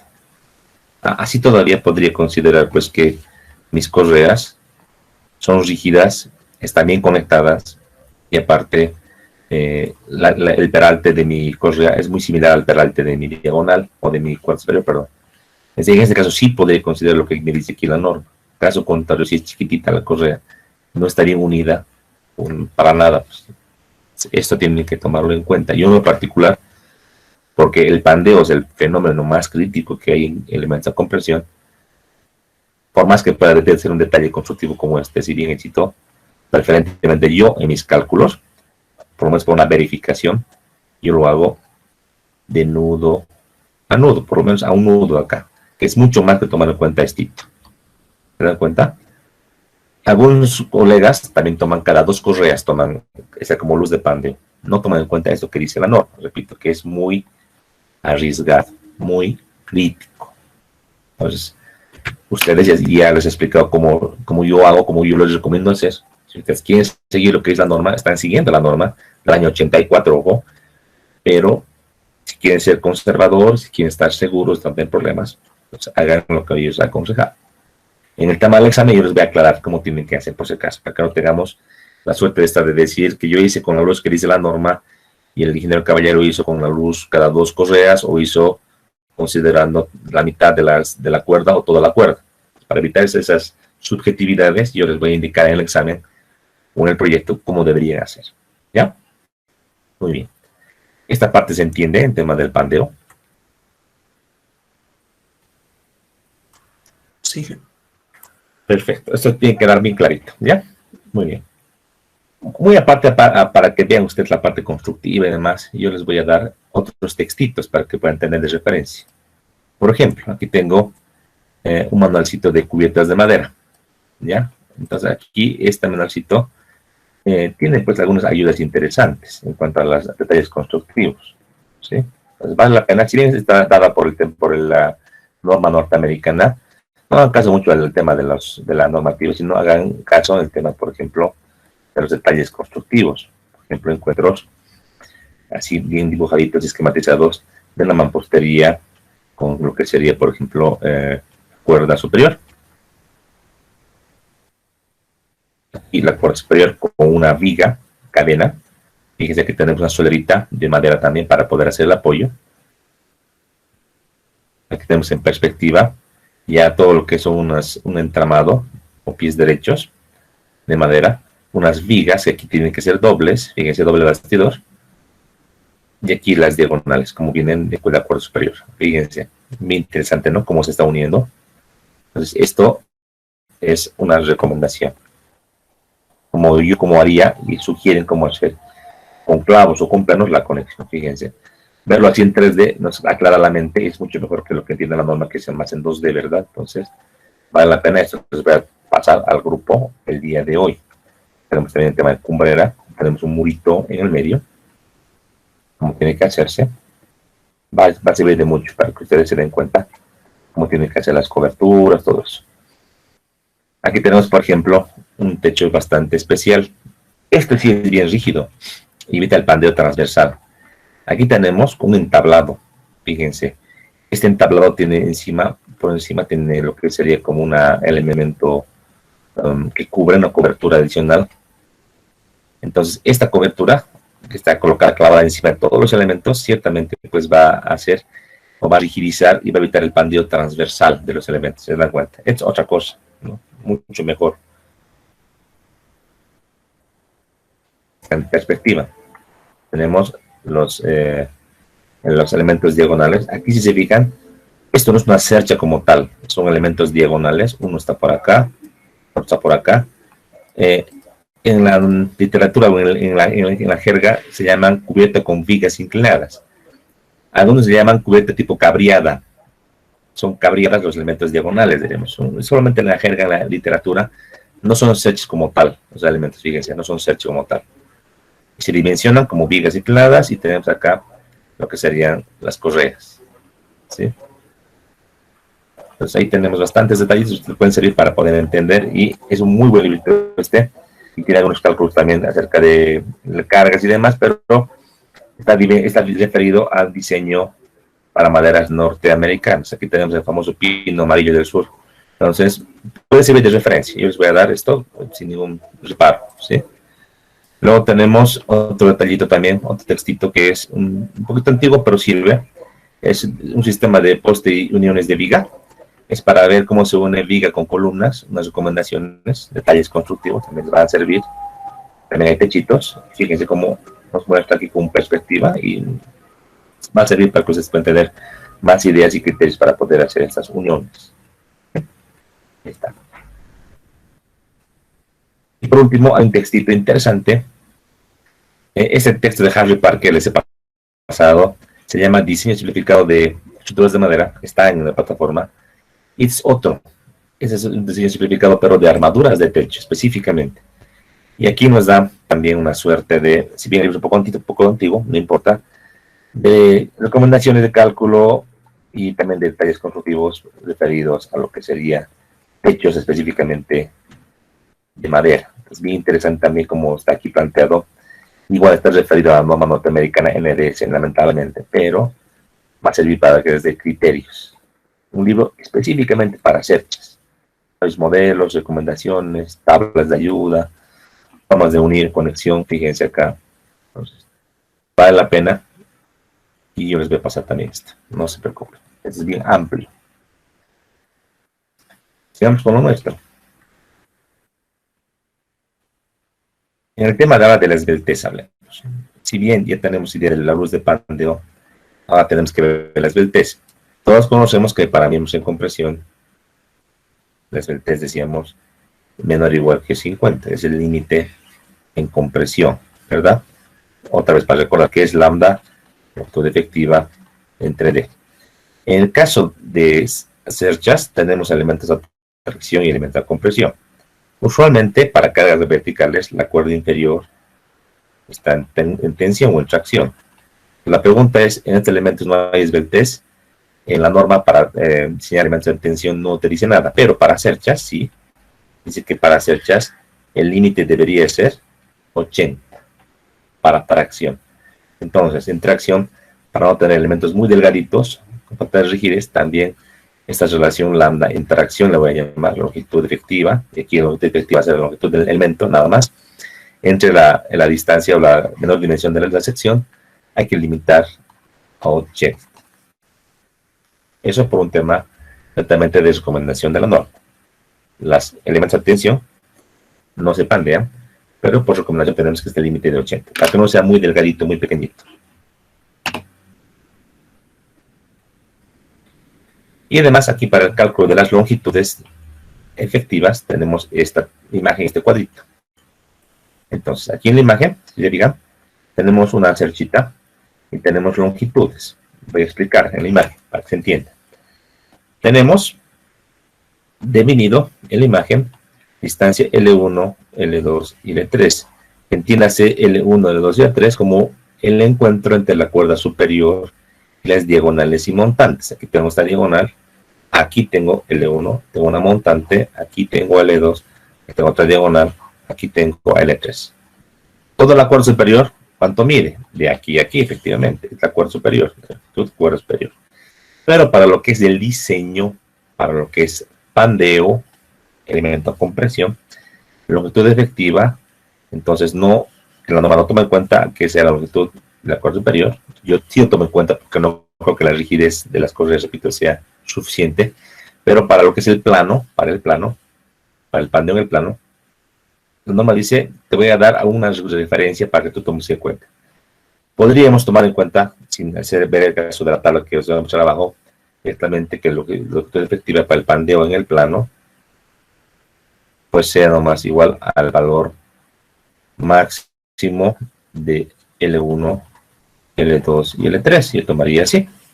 Sin embargo, la norma nos da una recomendación. Por ser cercha, dice, yo te aconsejo lo siguiente. Y dice, aquí está. Para la cuerda, en el plano de la armadura, para la cuerda superior, dice, tomas en cuenta que la distancia D es H.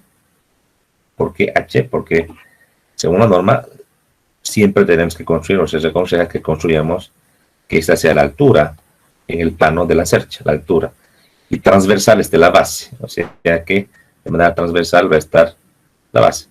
En el plano es la H, y esta es, para el pandeo en el plano, tomarse en cuenta para la función fórmula lambda igual el efectivo entre D, este D será H para el caso de una cuerda superior en el plano. ¿Cuánto vale la longitud efectiva? Pues simplemente vale una relación recomendada. Dice, toma el promedio de L1 más L2.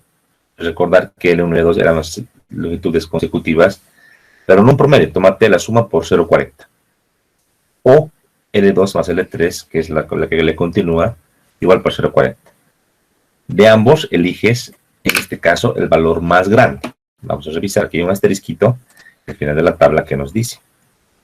Nota, si la longitud efectiva de uno de ellos es menor que 0,8 la longitud efectiva del adyacente, se tomará la longitud efectiva de cálculo 0,9 la longitud mayor. En caso contrario, se tomará el mayor promedio de las luces adyacentes. Entonces, de ambos promedios, hay que tomar en cuenta el mayor de los dos. Caso contrario, pero sí dice que la longitud efectiva de uno de ellos es menor que el 0,8 del adyacente. Así calculo este valor de arriba. Y es menor que 0,80 del adyacente que le sigue. Entonces ahí hay que tomar, dice, 0,9 para la longitud mayor. Caso contrario, si digamos no pasa eso, entonces de los dos que están aquí, de esos dos, elijo el mayor. Si hablamos de números, fíjense, 0,4, L1 y L2, yo lo que debería hacer para el cálculo, les había dicho, lo más criterioso es agarrar, hacer un cálculo en compresión. Yo tomaría otra vez de los tres casos de L1, L2 y L3, el L de pandeo para el efectivo tomaría el máximo de los tres, de L1, 2 y 3. Yo tomaría así, pero la norma dice no. Te voy a tomar en cuenta que para este tramo es 0,4 L1 más L2 y para este tramo consecutivo 0,4 de L2 más L3. De ambos eliges el valor más grande. Este 0,4 no es el promedio, es un poquito menos. Entonces, realmente nos va a dar valor menor a este. ¿Ya? Yo por criterio, igual, aquí no sigo cuenta esta recomendación, diríamos que no es poco conservadora. Yo tomo en cuenta tomo las luces reales. Pongamos números. Yo he tomado en cuenta que les parece 2 metros, 2 metros, y aquí tomaré que sea 1,8. Hagamos el cálculo. Con mi criterio, que lo tomaré con otro colorcito, con este criterio tomaría en cuenta longitud efectiva 2 metros, ¿verdad? Lo que dice la norma haremos con color azul, entonces tomaría en cuenta que un caso 0,4 por 2 más 2 y el otro sería 0,4 de 2 más 1,80. Hagamos el cálculo.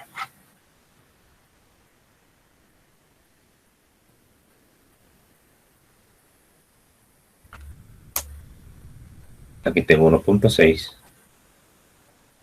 Aquí tengo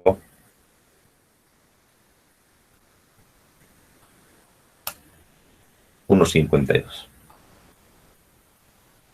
Entonces, si la diferencia es mayor al 80%, dice, entonces voy a calcular la diferencia. 1,52 entre 1,6 por 100, ¿cuánto es el valor porcentual? Es el 95% de valor. Entonces no cumple esa recomendación, o sea, no cumple esa prescripción. Entonces de los dos, como la diferencia es mínima, solo el 5%, tomo el más grande. Entonces la longitud efectiva será igual a 1,6 metros. Comparen lo que toma la norma con lo que yo aconsejo que sea la luz, la área geométrica. Hay una gran diferencia. Aquí el pandeo va a ser menor que acá. Aquí la capacidad va a ser menor y aquí la capacidad va a ser mayor. Entonces aquí la norma está siendo bien, si suponemos, no tan conservadora. Pero este valor de 0,4 toma en cuenta ciertamente que los nudos que se van a unir con clavos, por ejemplo, o con pernos, no son perfectamente articulados, ¿no? Entonces, eso diremos ciertamente te da cierta restriccióncita que te ayuda y por ese motivo es que te sube un poquito o te baja en este caso la ruta efectiva. Yo aconsejo esto, pero repito, otra vez es un tema de criterio. Si seguimos la norma al pie de la letra, hacemos con esto, pero no está de más ya al diseñar los elementos hacer una verificación y ver que nos cumple esto. Yo hago de esa manera. Eso sería para la cuerda. Ahora, si vamos a ver la montante o diagonal, pues ¿cuánto vale la longitud efectiva? Para la montante o diagonal, dice que vale 0,8 L sub D. Vamos a revisar la tabla. Esta montante o diagonal, aquí tenemos la diagonal de ejemplo, está acá. Entonces, para este elemento, voy a marcar con un colorcito rojo, este elemento, geométricamente es LD. Pero para el cálculo, el efectivo se toma en cuenta 0,8 LD. Yo tomo en cuenta igual la longitud geométrica, pero la norma toma en cuenta esto. Un poquito menos conservador, digamos. Y el caso del medio, decíamos, el sector de la cuerda entre correas, o sea, para el pandeo, fuera del plano de la armadura, el luz de pandeo para el cálculo de lambda, y volvemos a anotar nomás, para lambda igual el efectivo entre D, para fuera del plano, dice, tomas en cuenta esto, como si fuese el efectivo entre la base, porque supones que la base va a estar por fuera del plano, y el efectivo es igual, dice, a L sub C. L sub C, vamos a ver en la imagen a que nos referimos, es la luz geométrica o la separación geométrica entre correas. Fíjense, aquí está. Entre correa y correa tengo esta separación. Entonces, entre correa y correa tengo esta separación. Esta es la luz de pandeo de mi elemento. Para mí, esto es falso. Yo les he dicho que para mí, jamás las correas van a tener suficiente rigidez para evitar que esta cuerda se pande por fuera del plano. Pero la norma nos dice eso. Y hay que respetar lo que dice la norma. Yo en particular no caso esto. Yo tomo en cuenta entre nudos también, entre L2, L3, L1, para verificar. Ahí está la gran diferencia entre lo que dice la norma. Es bien arrojada, ¿no? En este caso, ustedes van a ver literatura que indica que las correas no son un apoyo. Y si quieren tomarlo como apoyo perfecto, tienen que tener una correa bastante grande y la unión correa-cuerda tiene que estar bien hechita, con perfiles de acero, con pernos, bien trabajada para que esa sujeción que exista sea adecuada. Porque si le ponen solamente taquitos y unos clavitos, cuando se panda este elemento, puede que eso no aguante y exista una falla catastrófica. Entonces ahí está el criterio, ¿sí? Muy bien. Aquí otra recomendación sobre cargas en el tramo. Si es que tienen cargas en el tramo, decíamos correas, como en este caso de aquí arriba, en el tramo, obviamente, pero la norma permite en este caso tomar cargas distribuidas para el cálculo manual. Para el cálculo manual, la norma te permite tomar este caso. Carga distribuida para la cuerda superior, que dice ya manualmente una aproximación es W al cuadrado novenos para este tipo de cercha, W al cuadrado décimos para este tipo de cercha, W, y para la cercha de abajo que es más abanico, W al cuadrado 2 entre 11. Se dan cuenta, mayor número de elementos, menor momento. Es solamente para la cuerda superior. Y para la cuerda inferior no va a cambiar, va a ser un WL cuadrado entre 8. Notar la diferencia de la nomenclatura. Una cosa es L, otra cosa es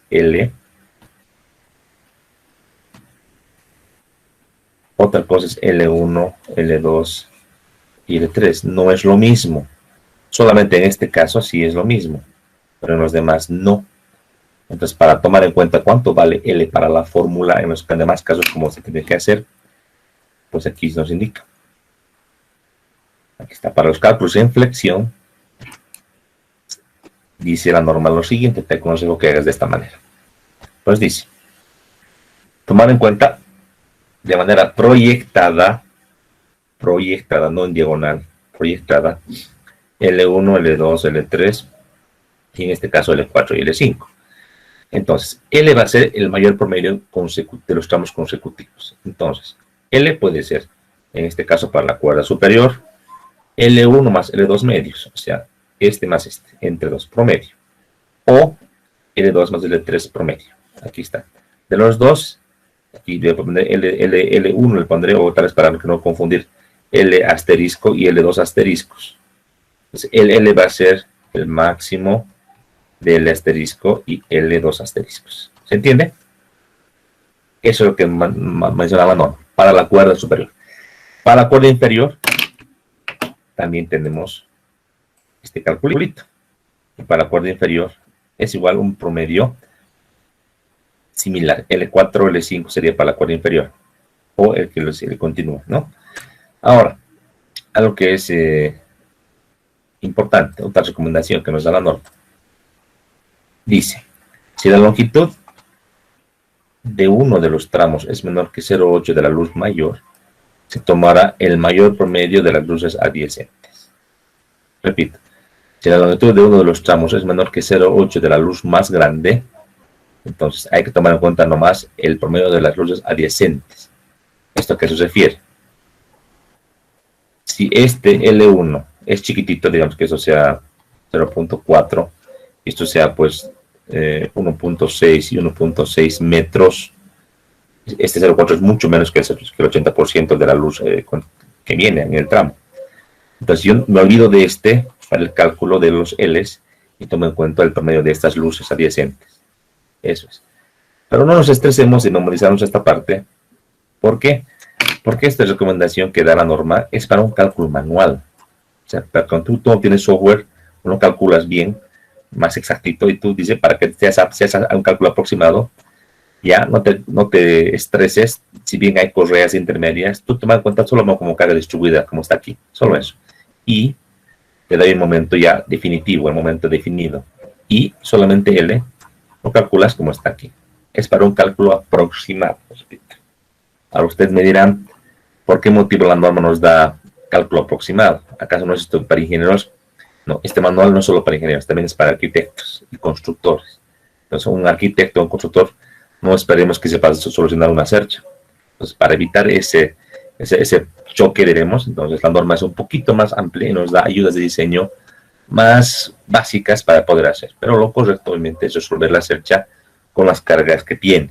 Básicamente es eso lo que te tiene que hacer, lo más correcto. Por último, hablamos de la estabilidad y el arrastramiento. En cuanto a la estabilidad, si bien la cercha trabaja muy bien en el plano de la cercha, ya la unión o la interacción con los apoyos, ya sean de muros de ladrillo, vigas y demás, tiene que garantizarse para que esta armadura trabaje bien. Entonces aquí tenemos los detalles constructivos, fíjense, recomendables o recomendados.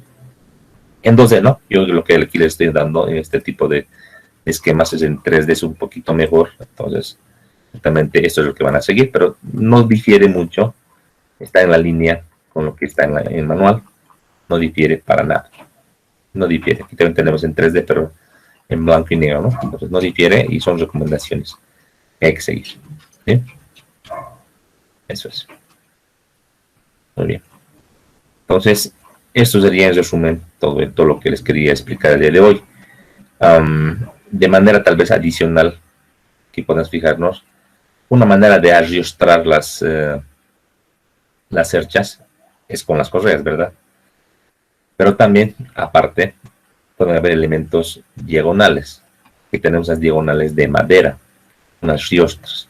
También se puede hacer con elementos de acero, pero tenemos de madera, otra alternativa adicional para ajustar de mejor manera. Y también tenemos acá en las cuerdas inferiores, fíjense, tenemos unos elementos que van a servir para ajustar las armaduras desde el punto de vista de la cuerda inferior. Y mejor aún todavía, lo que está acá, aquí tenemos, y esto tiene que verse así, yo diría para garantizar de mejor manera que las cerchas estén trabajando bien, es una buena práctica hacer esto. Aquí tenemos un ajustamiento en la cumbrera y en la cuerda inferior de esta manera. Esto es mucho mejor. O sea, aparte de las correas, ¿no? Tener estas diagonales, pero en esta otras cerchas secundarias, si quieres, que va a rigidizar, a ajustar a las cerchas una a una. Esto es una excelente práctica. Es más caro, pero vale la pena hacer. No solo en madera, también en acero. Una alternativa también. Ya para cargas un poquito más grandes, sí, sí. Y también decíamos para separaciones ya importantes, donde la separación L sea grande, entonces se aconseja esto. Yo en particular siempre les aconsejaría esto, pero para techos pequeñitos y ligeros ya no hacerlo que está aquí arriba. Para techos un poquito más cargados o más grandes, sí aconsejo hacer este tipo de ajustamiento. Son recomendaciones, ¿no? Toda esta parte que es normativo, la norma viene con los comentarios. Y yo les insto para la clase de lunes que lo lean todito. Solamente es lo mismo, pero con un poco más de detalle explicativo, que vale la pena que lo lean en extenso. Es lo mismo, son todos los títulos, pero explicado un poquito mejor, si se quiere. Inclusive, esta ayuda, este comentario, nos da una fórmula. Dice que para cerchas tipo abanico y W, nos da una fórmula para la deflexión. Repito, esto lo podemos encontrar en una modulación, no hay mucho problema, pero aquí es una fórmula que pues, puede ayudar a hacer un cálculo manual. ¿Ya? Eso es. Cálculo manual. Y todo es una explicación muy parecida. Ahora, lo bueno de la parte de armaduras, de la norma, es que luego tenemos un ejemplo. Pues aquí tenemos un ejemplo de esta cercha tan sencillita, en la cual usa las tablas que les mostraba hace un momento atrás para encontrar, fíjense, aquí tenemos las cargas actuantes, que esto ya viene de un cálculo que se hace manual, 250, 250, 250, la cercha con sus dimensiones, y nos da el coeficiente de longitud 0.28 y 0.50 para las barras B y D, y tenemos para el cálculo, dice 2.24 y 4, y el coeficiente C sub P, que sería el coeficiente que vincula el esfuerzo actuante, en este caso en la barra B, en la barra D, para la carga P, la carga superior. En este caso, por ejemplo, la cuerda B, que es la cuerda superior, que está acá, ¿cuál sería su esfuerzo interno para diseñar? Sería este coeficiente, 2.24 por la carga actuante, que es 2.50, hablamos de 560 kilogramos, directo. Esto lo podemos modelar en un software para corroborar. No va a ser igual seguro en algunos casos, pero puede ser parecido. Entonces, rápidamente, ya para combinar la clase, a ver, veamos esto que es muy facilito de hacer. Hagámoslo en el RAM, que es un poquito más rápido. Entonces, estamos en métrico, perfecto. Vamos a la imagen que teníamos. Lo voy a sacar afuera para poder verlo mejor. 8, 2 metros.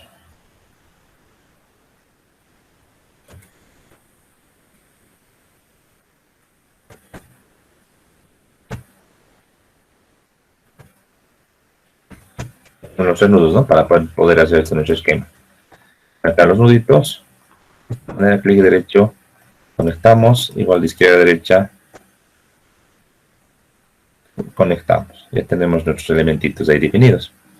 Ahora vayamos a ver qué nos falta. Esta diagonal C. Si vemos la geometría, esto es simétrico. Entonces tiene que estar esto a la mitad.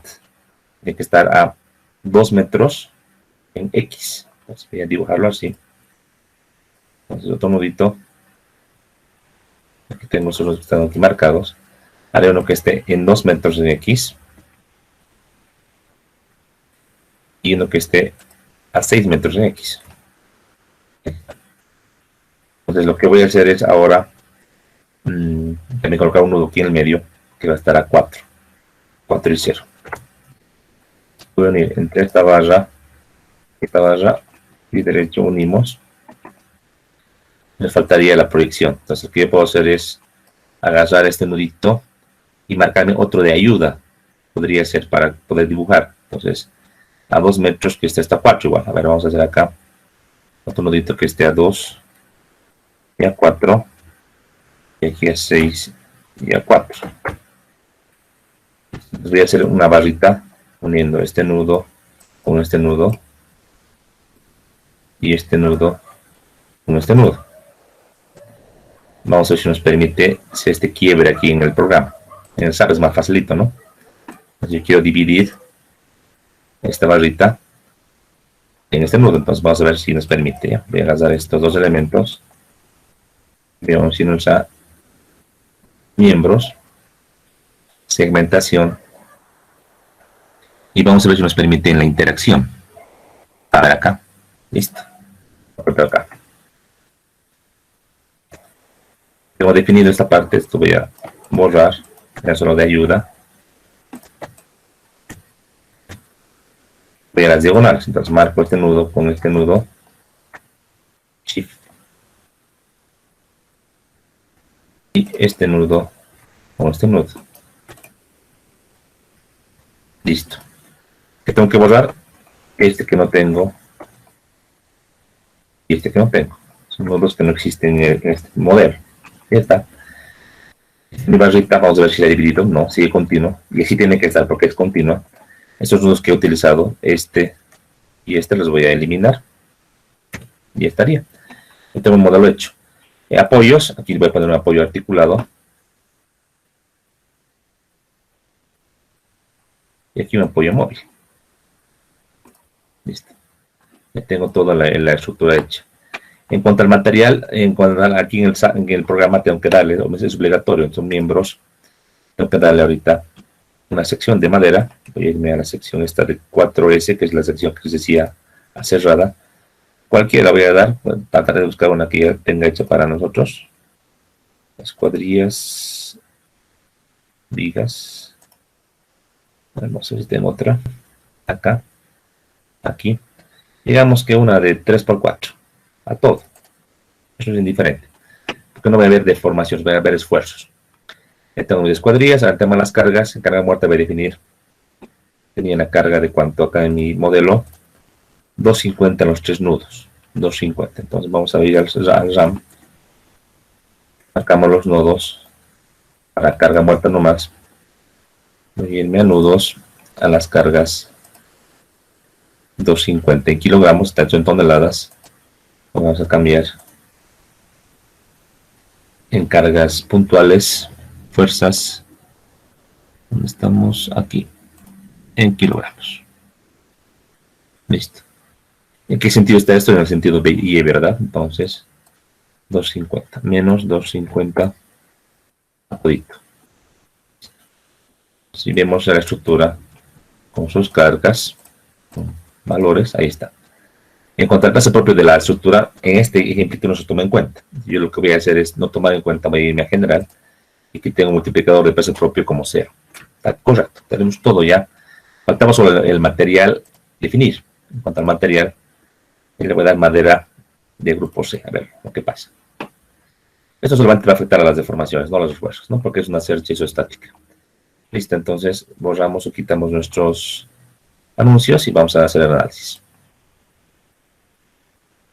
Ya está, y voy a ver en este caso los esfuerzos en las barras axiles con valores. Vamos a comparar. Aquí, en la cuerda inferior, ambos son 558 kilos. Comparamos con la metodología manual, con las tablas de la norma, 560. Hay diferencia. No es tan significativa, pero hay diferencia. En la cuerda inferior, 750. Vamos a ver acá. 644.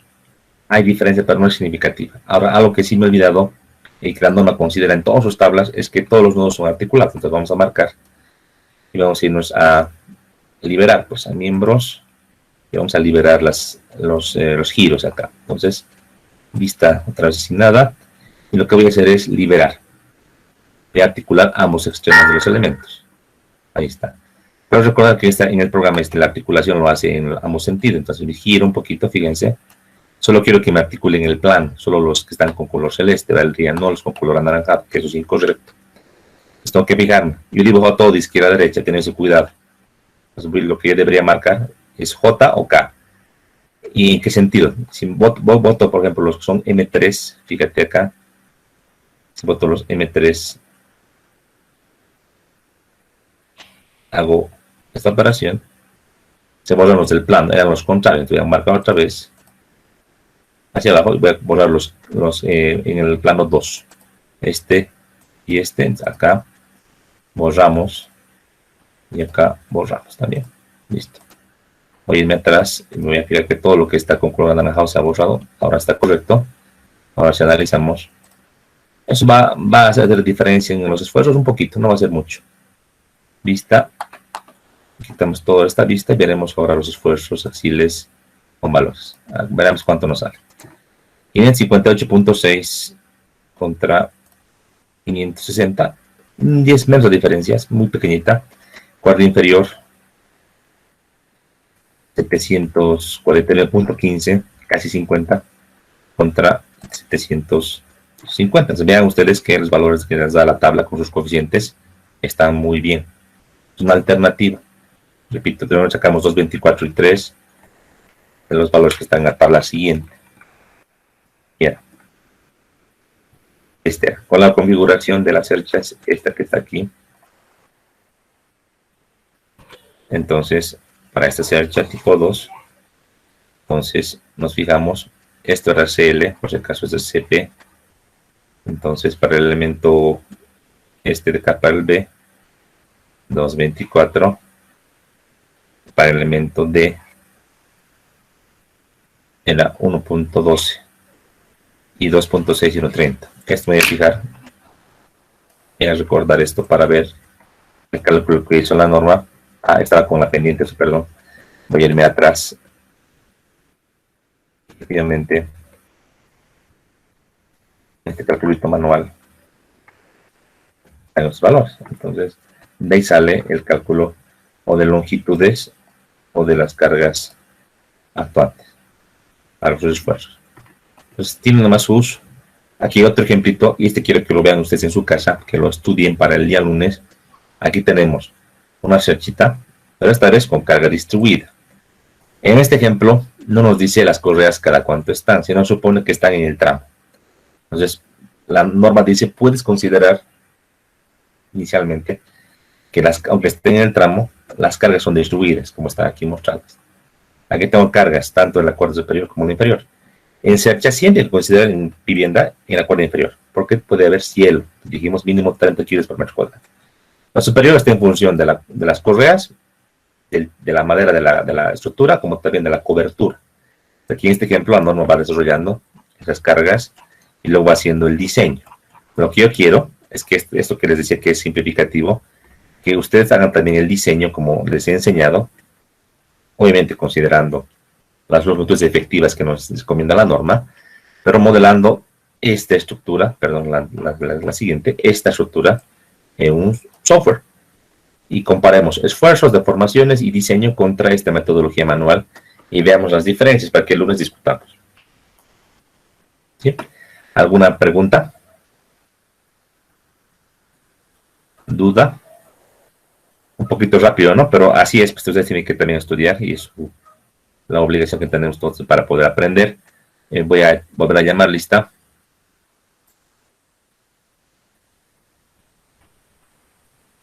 Un segundito. Ahora sí, otra vez lista.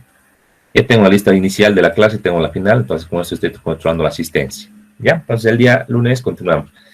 Por si acaso estamos cerca del examen y el auxiliar que tenemos va a hacer base de ejercicios. Yo con el día voy a coordinar y él se va a comunicar con ustedes en el grupo de WhatsApp para que se reúnan y hagan más ejercicios. ¿Sí? Entonces conmigo el día lunes directamente nos vemos con ese ejercicio que está en la norma. Lo tenemos que discutir el lunes. Repito, método de la norma, que está en el PDF, que ustedes lo pueden replicar en planilla o a mano. Y el método que les he indicado modelando en un software, puede ser como que en el ramo o en el SAP, como ustedes quieran, para hacer el diseño manual, pero vean las diferencias que habría en cuanto a los esfuerzos y el diseño mismo. Eso vamos a discutir el día lunes. ¿Sí? Entonces, hasta aquí la clase. ¿Alguna pregunta hay? ¿Duda? Perfecto. Entonces, quedamos aquí. Muy buenos días. Gracias.